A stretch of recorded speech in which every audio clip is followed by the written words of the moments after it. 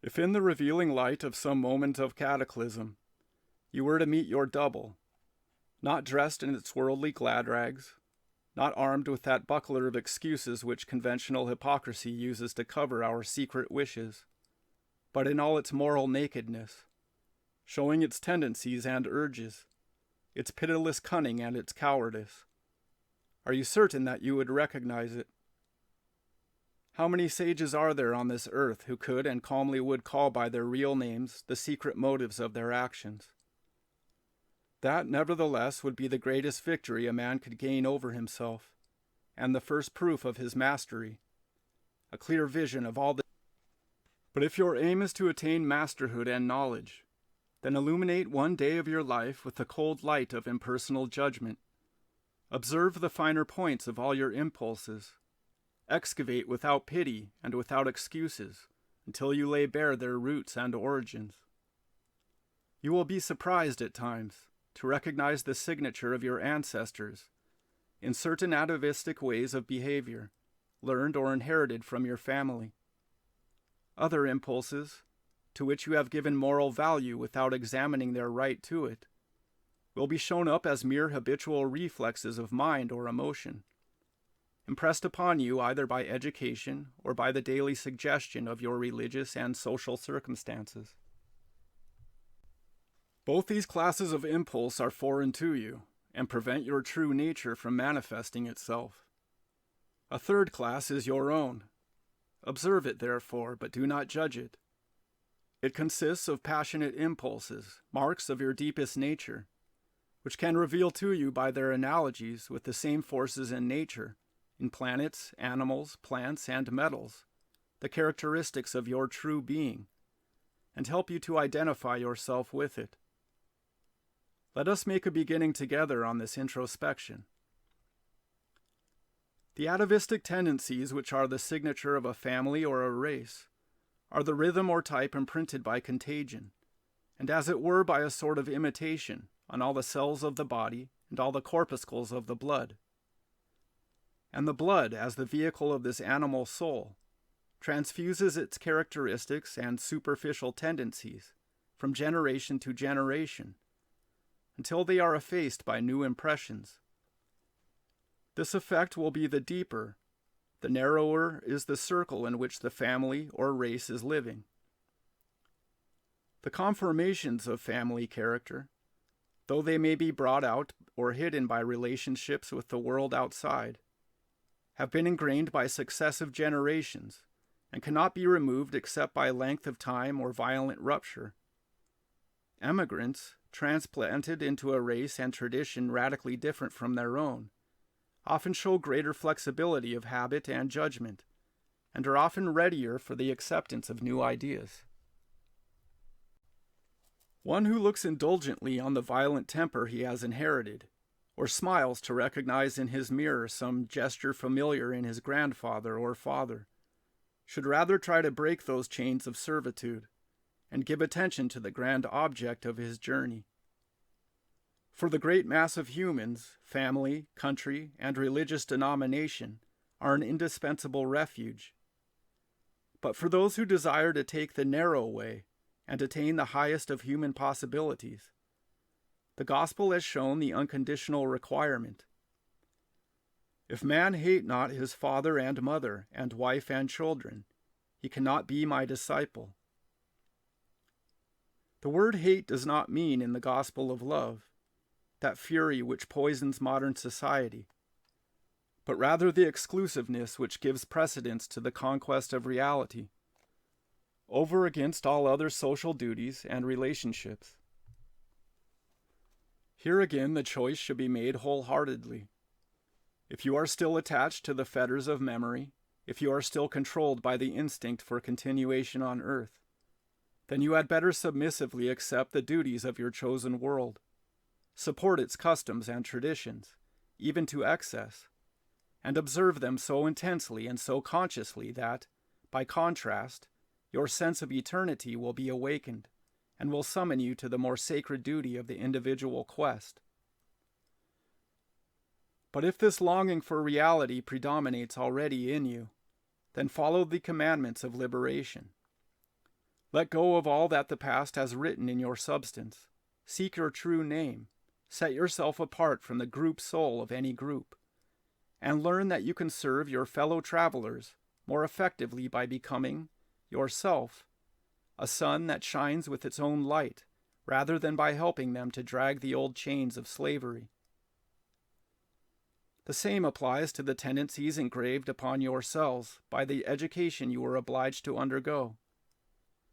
Since your life began, all your intellectual reflexes, all your manner of judging things and of expressing your feelings, were carved and molded by the wills of others, and inhibited the development of your individual consciousness. Now you can free it from this dead weight, knock down the wall of prohibitions and prejudices, which prevented you from making your own discoveries. What do you know of good and evil? Their relative value varies from one race or climate to another, and their absolute value you can only learn by identifying yourself with the source of all things. But in order to do this, you must let go of all preconceived opinions, all judgments dictated by convenience, all the conventions necessary to social life.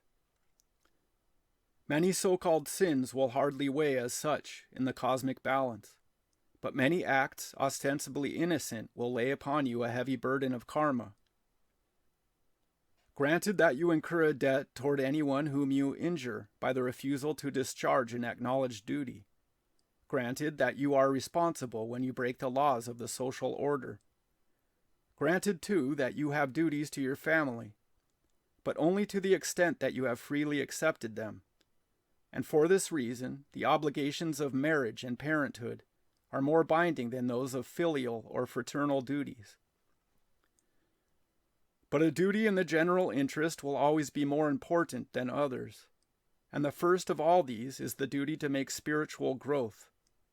For one wise action by a man of insight can do more for humanity than a whole life of conventional virtue. Whoever gives his free consent to being a member of a group is bound thereby to accept its earthly rules and sanctions. But no group, not even a religious group, can have a right to thwart the evolution of an individual, either by overruling his conscience or by professing to substitute for the judgment of his own true destiny its own allegedly eternal condemnation, or by granting a pardon which in the absence of true contrition is ineffective. For the attainment of the suprahuman realm, there are certain inexorable requirements, and there can be no excuses, no sentimental concessions to the relative values of the merely human world. For, as the Christ said, I pray not for the world. Thus duty can take strange forms when its motive is the sublime quest for the light.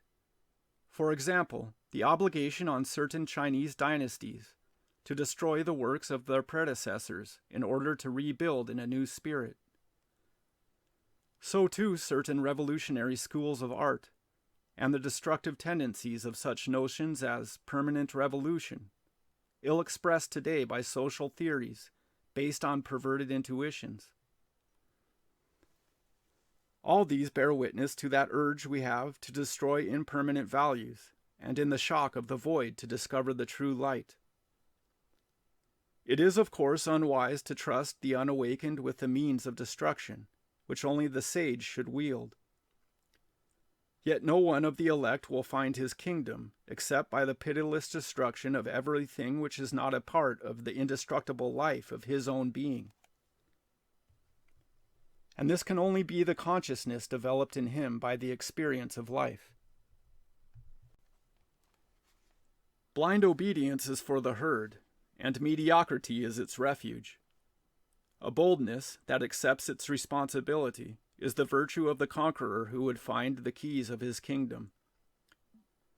Happy is he who dares to destroy the phantoms of his past in order to find his own eternal likeness.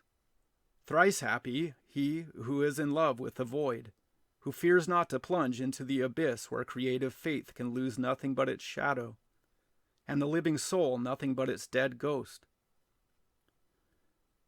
You who do not wish to die with your body, cut out and cast in the fire from among your habits and ideas all that can be destroyed. The indestructible will reveal itself of itself. Your deep, your passionate tendencies are tyrannical forces linked to your destiny, just as the need to sing is linked to the throat of a nightingale. Your needs are elementary forces born of the necessity for a physical organ to discharge its function.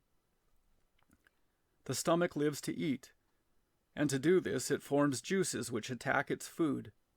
But if food fails, these acids attack its own substance, and it creates a feeling of pain, which is a cry for help.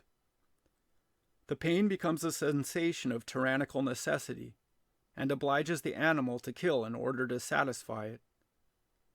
From bacteria, the most primitive form of stomach, up to the human animal, this urge expresses itself more and more perfectly.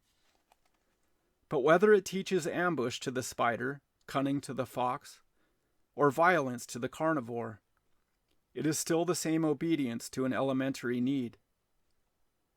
In an organic being, each vital function is the expression of a corresponding need.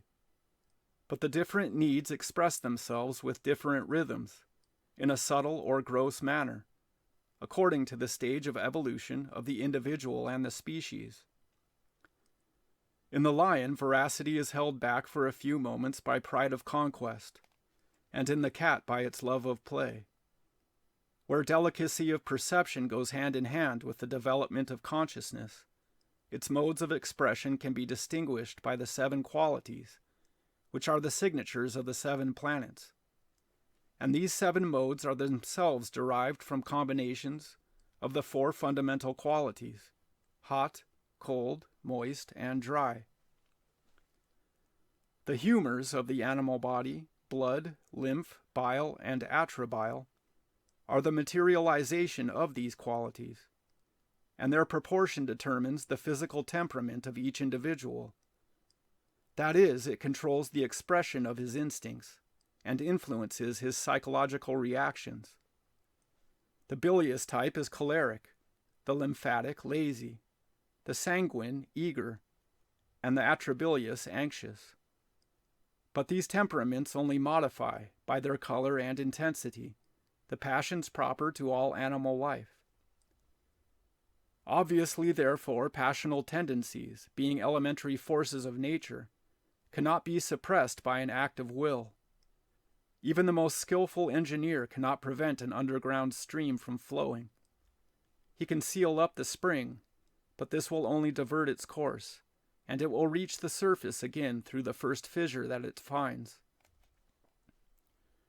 Passion must be classed with the instincts, but consciousness can make use of it as an instrument in the struggle toward the light.